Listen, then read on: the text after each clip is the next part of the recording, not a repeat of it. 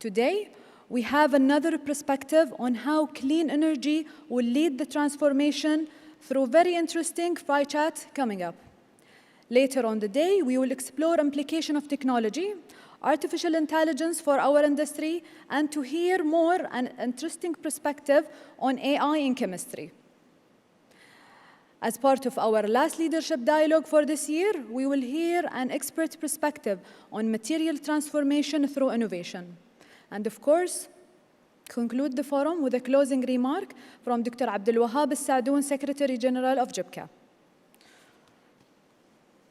I'd like again to thank our speakers, session moderators, and the sponsors. Without everyone coming together, it would be impossible to organize this successful event.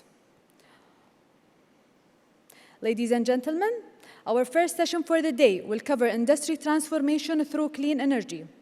Allow me to introduce our moderator for the session, Mr. Mark Porter, a global practice leader, chemical practice, Bain Company. Mark is a senior partner with Bain Company and leader of Bain's global chemical practices and sits on the leadership team of Bain Energy and Natural Resources Practices. He advises leading chemical companies globally on their most challenging topics, including strategy and sustainability. It's my pleasure to invite Mark Porter, who will moderate today's session. Good morning, His Excellencies, ladies and gentlemen. It's my great pleasure to introduce to you Sanjiv Lamba, who's the Chief Executive Officer for Linde PLC. Sanjiv started his career in 1989 with BOC in India. Subsequent roles included working for Linde in the UK, Germany, and from 2018 as Executive Vice President for APAC, where he supported the merger with Praxair. He was promoted to Chief Executive Officer of Linde on 1st of March 2022. Linde is a leading global industrial gas and engineering company, 65,000 employees, and revenues of $33 billion. Its solutions, technologies, and services are used in everything from life-saving medical oxygen to specialty gases used in the production of power electronics for electric vehicles to clean hydrogen to help decarbonize industry.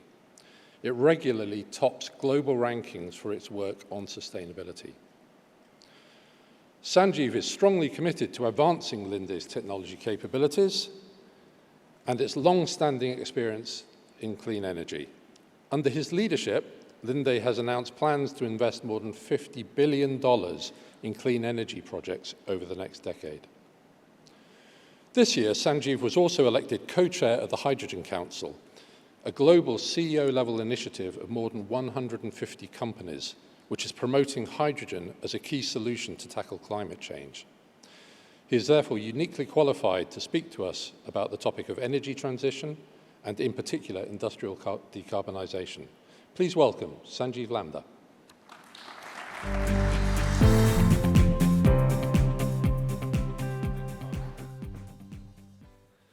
Sanjiv, thank you for being with us today.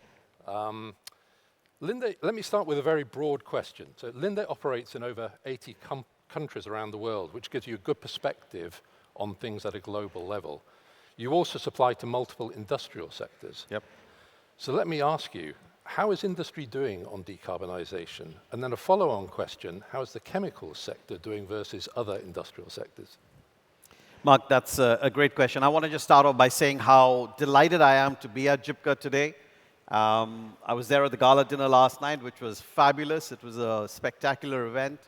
But most importantly, it was just good to be here and to meet partners and good old friends over the last many years that we've built up. And Linde is very proud of these partnerships and relationships that we have. I say that because later you'll hear the theme on partnerships as being very crucial when we think about clean energy. But let me give you the overall perspective. You mentioned that I'm the co-chair of the Hydrogen Council. So the Hydrogen Council was formed in 2017. Its mandate at that point in time was to promote hydrogen and its role in the energy transition. Just to get people to acknowledge the fact that we're sitting here today having a conversation about clean energy, hydrogen, decarbonization, just shows you the progress that has happened. So in my mind, we've come a long way. recognize that the journey has got a long way to go, but actually very good progress is happening. As you said, we work in 80 countries. We see a lot of developments across them. I have to say I'm pleased to see that this region in particular has been moving the needle as far as decarbonization intent is concerned. We obviously need to translate that intent into some real practice. So let's talk about some of the industries we serve where we're having these conversations. The obvious ones you know well: steel, chemicals. Obviously refining, there's a lot happening in terms of the slate of products that we do. Anything that's got a combustion-related process is looking at decarbonization.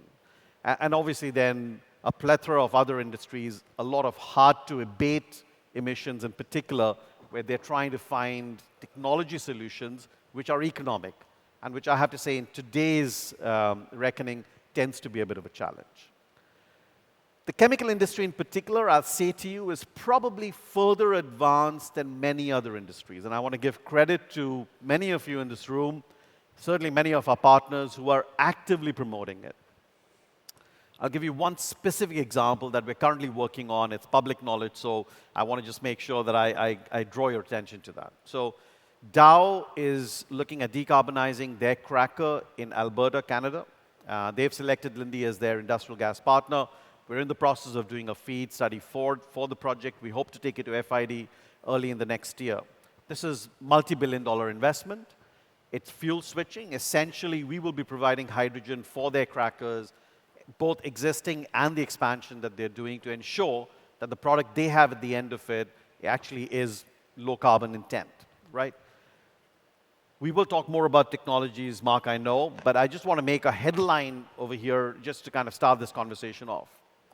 It is my firm belief that as industries, and the chemical industry in particular, we should be embracing low carbon hydrogen as a very potent form of carbon abatement. I say low carbon hydrogen to make sure that people move away from the emotional topics of colors and, you know, there is, I mean, you'll be confused if I give you all the colors between green, gray, brown, red, pink, yellow, white. I mean, there's a color for, there's a rainbow of hydrogen apparently. I have to sometimes remind people that it is a colorless molecule. But putting that aside, I think put the colors aside, talk about low carbon intensity, and today we have great technology that promotes low carbon intensity hydrogen production alongside carbon capture and sequestration. In this region and many others, that is the best and the most cost-effective way of moving the energy transition or the industrial decarbonization agenda forward. Very good, thank you. So what do you see as the main challenges to scaling up the adoption of hydrogen? And what's needed to overcome these? So you and I, Mark, had a brief conversation. I'm going to basically go back and refer to that conversation, right? In my mind, industrial decarbonization is plagued by a few challenges. The first, unfortunately, is hype. There is a huge amount of noise around the topic of decarbonization. Very emotional noise as well, by the way. So it is our role to cut through that hype, because we know that less than 10% of projects, it is roughly between 3 to 7% of projects that get announced actually go to FID. So you've got to cut through the hype and make sure that industries are focused on recognizing where clean energy brings value for decarbonization and being disciplined about making sure that they progress on those projects. And we have a much higher percentage of projects going to FID. That in my mind, you know, cut through the hype, have a very disciplined approach. What goes well with the disciplined approach is partnerships. Look, I'll be very honest with you and tell you, while Linde participates in the entire hydrogen value chain, the reality is we recognize we need partners for the clean energy agenda to progress. Partners along that value chain. We can do production, we can do storage, we can do transportation, end use. But when it comes to sequestration, we look for partners who have that capability. And a good example of that is our project we have a blue ammonia project that we're building in the US Gulf Coast. It's under construction as we speak. So it's not just concept. It's under construction. We have partnered with ExxonMobil as one of our long-standing relationships to say that they will handle the sequestration. We have a great partnership with SLB, who are working with us elsewhere in the world to make sure we identify opportunities for decarbonization by supporting the sequestration angle. Working on partnerships is crucial if clean energy has to have a significant impact on decarbonization. And the role of government? I knew you were going to. Look, I'm coming from COP28, and the role of government obviously was front and center. Yesterday, I was hosting the ministerial roundtable as the co-chair for Hydrogen Council, and the conversation there was threefold, with ministers asking us, what can we do, how can it be done quicker, and what impact will it have? I have to be honest and tell you, when it comes to a political process, timelines differ. When you and I think about projects, we are very clear. We do a feasibility, FEED, FID, build, startup. And usually that's anywhere between 6 months to 30 months or 5 years, depending on the scale of the project. The political challenges obviously are a little bit different. What we got them to agree, for hydrogen trade to happen, so I'm going to raise the first point, is government-to-government appreciation, understanding, and cooperation on recognizing the definitions, the terminology and definitions of clean energy. There's a lot of debate. There are lots of national interests as to how you define that. So the first thing we need is common certification. Yesterday, one of the things we agreed, 30 countries agreed to an ISO methodology for assessing what is low-carbon hydrogen. So that's a good first step. The government needs to promote that cooperation across a broader spectrum of countries. 30 countries isn't enough, you need to do more. So that's the first piece. The second piece really in my mind, and you will hear me repeat it over and over again, it is all good that we have incentives and carbon tax and mandates and so on and so forth. But in reality, if you want clean energy and decarbonization to really move forward, demand activation remains a critical element. Demand activation in this case is long-term contracted commitments.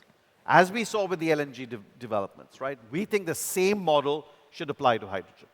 Long-term 20 to 30-year commitments. Capital intensity is high with decarbonization projects, and you've got to get somebody who, at the other end, to be an off-taker and to be willing. Now, the government's role in that, this is a commercial transaction, I recognize that. The government's role in that is to make sure they allow and promote a threshold to support such large capital-intensive projects to happen, to support that off-take agreements to actually take place. Last but not least, the government needs to support the development of the ecosystem, the infrastructure necessary. Look, it's taken decades as we've transitioned from different energy forms, right? Coal went to oil, gas, and so on and so forth. All of that has required significant infrastructure development. The government has a role to play in that. And there is where I think we will see the biggest impact as they step in. Now, in addition to that, obviously, putting mandates on consumption, putting incentives in place, and sometimes putting penalties such as carbon tax in place may play a role. But in my mind, developing the ecosystem and supporting demand activation, it's what creates momentum. Thank you. Let's unpack each of those in turn. So you talked about economics, you talked about the need for partnerships, and you talked about the role of government that has to play. One of the topics that straddles across economics and the role of government is the subject of carbon pricing. And I know you're not a fan of carbon pricing, but we're now in a situation where the EU is testing out CBAM for the first time. You have a current carbon price of somewhere around $60 a ton, yet you have companies like H2 Green Steel in Sweden that are saying, well, we're setting up long-term offtakes at closer to $400 a ton. So it's a very confusing dynamic space for companies to try to put together the economic case for projects which are going to be operating for 20, 30 years. How do you think about carbon pricing in this world? I'll just start off by, because you mentioned H2 Green Steel, they're good partners of ours. We are supplying all their air separation, air gas requirements to support that project. And they have used Linde in some ways to support their bankability of that project as well. So there's an example where partnerships work to help support some of that development. Let's come back to carbon pricing. I agree with you that I'm not a fan of carbon pricing, right? There are two methods you can have, carrot and sticks. Carbon tax, stroke carbon pricing, stroke carbon penalties are the stick. And yes, they will move behavior in a particular direction. And yes, they provide a little bit of a initial momentum that is needed to move industries forward in that space. My view, however, remains that the best way to promote clean energy for industrial decarbonization in particular is to actually promote the development of the infrastructure, to support the technology development, and to make sure, and this is where the government comes in and plays a role, that there are incentives in place that drive behaviors. And to prove my point, I'll give you two examples. In the US, the Inflation Reduction Act, which has been talked about forever now, I won't spend time talking too much about it, other than to say that it has provided a huge momentum in terms of the number of projects you're seeing being developed. Now again, not all of them will actually go to FID, as I said earlier, but just the momentum that it's built. Now that's a purely incentive-based, tax credit-based program. For the first 5 years, the US government will pay direct pay. Beyond the 5 years, you get tax credits. It's proven to be extremely, extremely encouraging for the development of projects. The flip side is you've got carbon tax in Europe, and obviously it also drives behavior, but the pace of change is different. An underlying philosophy that I think, and I say this to governments when I get a chance as the Hydrogen Council co-chair very often, I make the point, policy needs to be pragmatic, simple, and something that can be implemented. If you don't have pragmatic policy which is simple, unfortunately I have to say that is the case in Europe, when you get a 2,000-page document, by the time you finish reading it, it's already obsolete because the next round of the conversation has moved on. So you've got to find a way, and Europe in particular, and I say this to Robert Habeck in Germany very often, needs to find a way to simplify that, cut through that, to build pace on decarbonization to happen. So, carbon pricing in my mind, helpful in the short term, but will never sustain longer term. Very good. Let's turn to your second theme of partnerships. Yes. Two questions for you here again. First question is, many companies approach the topic of hydrogen with a very broad aspiration. They want to, we're aware of mining companies that have decided we want to decarbonize our mines, therefore we're going to get into electric mining vehicles, and we're going to build electrolyzers, and we're going to generate the hydrogen, and maybe we get into international transport using hydrogen. I mean, the whole thing just snowballs. Linde has been incredibly disciplined about saying, we know what we're good at, we're going to focus on that, find the other people to do part of the system. As a leader in the company, how do you ensure that that clarity of purpose and the focus remains? So Mark, I'd say that when you come to clean energy, you have aspirations, you have intention, and you have reality. The discipline comes from a recognition of the reality. And that is Linde's strategy. Our strategy is to be focused and do the areas that we excel at. We have the best carbon capture technology in the world. I feel good about that. I want to make sure I promote that actively. We have absolutely zero understanding of downhole. So I want to work with a partner who's got capability of managing the sequestration and storage process for CO2. That's where partnership becomes crucial. Getting like-minded partners with high level of capability becomes the way you actually promote that whole piece. At the other end of the spectrum, let's talk green for a few minutes. I'll tell you that the green technology is under development.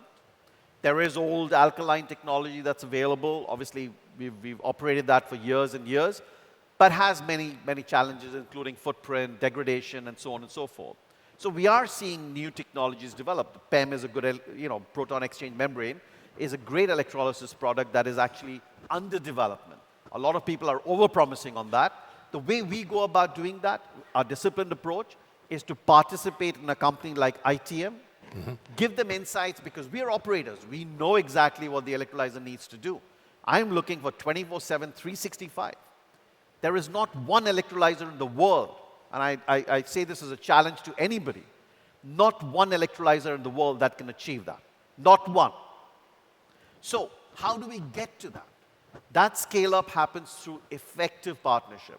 We bring our operational expertise and from our engineering division, the ability to scale up, and we help ITM and actually work with many other providers of technology to ensure that we scale that up and help. Now, that's That's the disciplined approach. We recognize what we are good at, we leverage that, and we work with partners inherently in every business model that we participate in to make sure that the most effective way of creating value is actually brought forward. As a strategy advisor, I love this conversation. So part of strategy is about being clear what you're good at and focusing on that. Absolutely. And part of it is about the ability to execute on that. And I think one thing that Linde has done extremely well is to develop the ability to make partnerships happen. It's one thing talking about we want to have partnerships. It's another thing to actually line them up, one partnership after another after another. And I was researching the partnerships that you've announced this year. So you have green hydrogen with Evonik in Singapore, CCS with Heidelberg Cement in Germany, CO2 offtake with Exxon in Texas, blue ammonia with OCI in Texas, and a partnership in Brazil to replace energy needs with renewable energy. These are all partnerships this year. Correct. Now, there's a lot of companies out there that are saying we want to do partnerships, and they might announce one next year. You're doing up to 10 per year. So how do you create that capability to build partnerships? So Mark, the way I'd put it to you, and actually we have many partners in this room, so I'm delighted that I have a chance to be able to talk about this today. But our business model, if you go back years, as we developed our business model, we recognized that we have a long-term business model. No long-term business model can work on a relationship between a vendor and an off-taker, right? So that's where partnership becomes crucial. When you're signing up for 25, 30 years, you are married, whether you like it or not. You've got to make it work. And that's been our philosophy for decades. So seeing clean energy develop, our inherent response to that was we've got to apply the partnership model to this. And therefore, we execute. I mean, when you talk about Linde, we have a very simple strategy. Our strategy is only on one page. It's in every quarterly earnings pack that we send out. It's a single page right at the back. If anyone wants to look at it, you can look at it. Single page. Most of our peers and many other companies need about 40 pages to articulate their strategy. We don't. But what we are focused on with that single page of strategy is making sure 66,000 people who work in Linde are aligned in executing that effectively every day. We are about execution. And what you hear about partnerships getting developed and announced is all part of that whole execution philosophy that we bring to it. Great. Let's talk about technology for a moment. I know you're passionate about technology in all of its forms. Linde is active in many forms of technology. Indeed. So in the decarbonization space and in hydrogen specifically, there's multiple colors, as you described it. How do you see the technology landscape evolving? I know you've spoken about green versus blue transition, but how do you see the landscape evolving?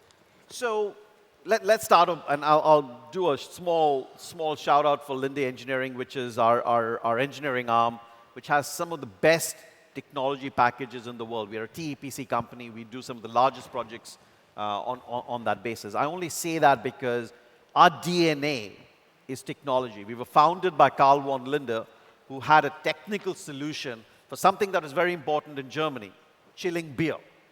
He created the refrigerant cycle. That refrigeration cycle went into air separation, liquefying air and separating it. And from there, we've moved on to be who we are today, 140 years later, right? So that history and the DNA of technology development is so intrinsic to us. Now, coming to clean energy, I'll make a couple of very, very quick points.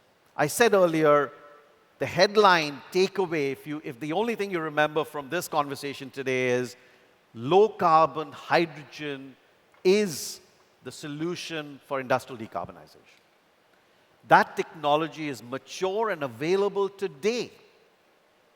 I give you a great example of carbon capture technology, which is being operated by our friends in SABIC today in the kingdom. It's been installed for 7 or 8 years. I can't even remember when we started that up, but it's been up and running. And we're doing 2 million tons of capture in the US for the blue ammonia project. We've got a commercial CO2 business for which we've been capturing, purifying CO2 for at least 4 decades. Every time you have a Coke or a Pepsi, depend which one you prefer, and in some cases you might even prefer a bit of beer, The carbonation that happens in there comes from carbon capture. So it's not new technology. It's mature technology available today at scale. So getting low carbon hydrogen today is possible at scale, world scale. That is what we need to be focused on. I do believe in due course we will see development on electrolyzer technology. I said earlier electrolyzer technology is a little bit crude. I will tell you that. That's a personal view. There isn't much process optimization that you can do with an electrolyzer. It's crude because you take 54 kilowatts of power and you split the molecule and you try and strip the hydrogen out, right? So what needs to happen with electrolyzers? Two things need to happen. The capex intensity of electrolyzers needs to come down dramatically. My view, in the next 5 years, 60 to 70%. And a lot of renewable energy at competitive cost needs to become available. That's not the case. You pick up any newspaper today, you will hear about wind projects in trouble around the world. So renewable energy development has to happen. It has to be sustainable, and it has to be at a pace where you get very reliable, competitive product available so that you can actually use that renewable energy to build the capital you need through electrolyzers to move that forward. Now, electrolyzers today, alkaline, PEM, I've already talked about. There is, in my mind, and I think I can get excited about an electrolyzer technology like SOEC, solid oxide. Solid oxide basically does something very, very well. Great for industrial decarbonization, probably 10 years down the road at scale. It takes thermal waste heat that sits in your industrial complex and uses that to substitute energy. That's a smart way of optimizing an electrolysis process. That, I think, carries some value. However, we're building our first SOEC plant, 1 megawatt, that'll start up next year. It's a pilot. We're just testing it out, kicking the tires, as people say, and then we will actually look at scaling that up. My view, that technology is probably 5 to 7 years away to a commercial level where you actually have a point of inflection from a cost point of view. So the technology portfolio, I think, maturity available today at scale is low carbon hydrogen, developed by using natural gas, doing carbon capture sequestration, and allowing that low carbon hydrogen for industrial decarbonization today. Longer term, that low carbon hydrogen with carbon sequestration is a bridge to getting to a point where you have other technologies, including electrolysis, giving you even lower carbon content as far as hydrogen is concerned. But there is a technology roadmap, and it needs 5, 7 years for that scale up to happen. Great. So multiple solutions likely to coexist for quite some time. Absolutely. Very good. On to your third theme, and I'm conscious of time here, that the impact of governments. We have a situation at the moment where in many parts, particularly in the West, we have weak governments, if I put it that way. We have elections coming up. We have increased polarization of political views, unfortunately. There is opportunity, if we wait for governments to tell us what to do, we're going to be swinging from left to right. There's opportunity here for the industry to take leadership roles and actually to chart the way forwards. How do you see industry working cohesively in order to provide guidance to governments? Mark, that's a really smart question because I know you're asking me whether Trump will come back or not, but I'm not going to pick the bait on that. I am going to tell you that you're right that government, the pace of government and political coordination and actions have a timeline of their own, as I said earlier. In my mind, a number of governments around the world, and as you said, we are in 80 countries, we are closely associated with a lot of the advocacy that happens. A number of governments in the world, across the world, have actually created hydrogen and clean energy frameworks and are implementing them. And to some extent, that political decision has already moved forward. Now, I also hold the principle, let's not rely on governments to do what is a core part of our own industrial activity. So I agree with you, and I think the chemical industry in particular, I give credit to for taking this challenge on and actually saying that we're going to move forward. I'm seeing offtake agreements. I'm seeing blue ammonia projects happen. I'm seeing development around methanol. I'm seeing industrial decarbonization with crackers. We are working, we have an R&D project, which is, I would say more than an R&D project, in fact, we're building an e-furnace to look at electrification of crackers. We're doing that jointly with SABIC and BASF.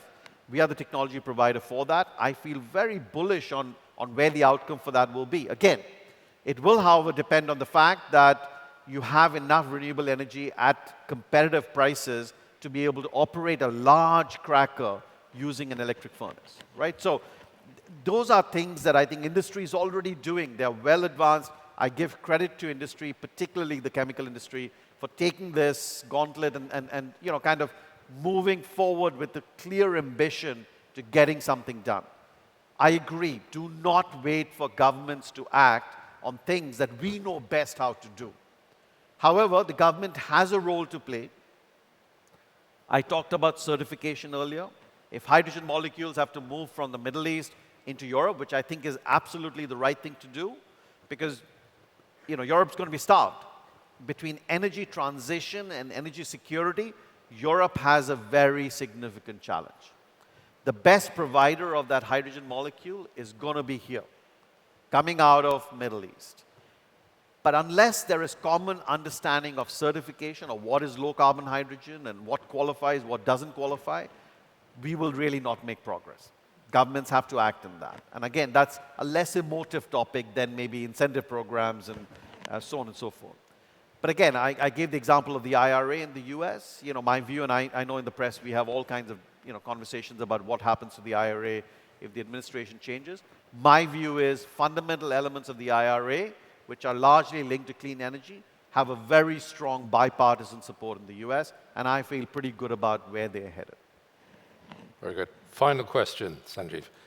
You're clearly a guy with lots of energy. How optimistic are you on the future, about the future on a scale of 1 to 10? I'm intrinsically an optimistic guy, so I'd say to you that I'm pretty much between 9 and 10. I believe there are more opportunities in this world, and I believe every challenge provides you an opportunity. As a world, innovation happens when we've got challenges and constraints. That's our principle at Linde. That's a principle that many of our partners in this room follow. And I think that opportunity set looking ahead, including the evolution of energy. I prefer to call it the evolution of energy rather than energy transition. Energy transition suggests you're going to move from A to B. My view is you're going to have A, B, and C. And there will be a portfolio of clean energies available for us as we move forward. That creates an enormous opportunity for many of us in this room, and indeed, I think for the planet overall. Sanjiv Lamba, thank you very much. Thank you, Mark. Thank you.